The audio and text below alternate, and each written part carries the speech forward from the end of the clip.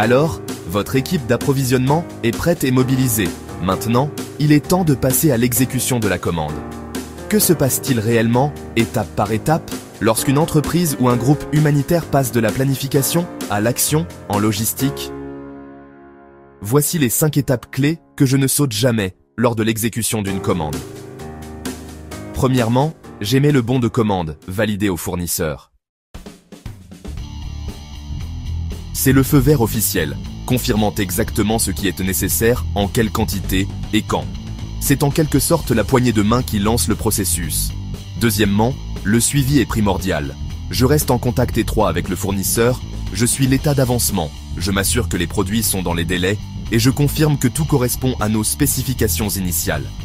Une communication proactive ici peut éviter bien des maux de tête plus tard. Troisièmement, lorsque les marchandises arrivent, c'est à l'équipe d'approvisionnement de vérifier et de réceptionner la commande. Je vérifie les quantités, l'état et la conformité par rapport au bon de commande.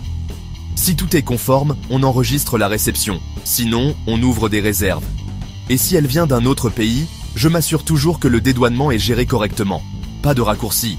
Manquer cette étape peut entraîner des retards majeurs. Quatrièmement, c'est le moment de la facturation et du paiement. Si je travaille sur une base de paiement après livraison, le fournisseur est payé une fois la commande vérifiée et acceptée. Si le paiement intervient plus tôt, je m'occupe de cette étape juste après la confirmation de la commande.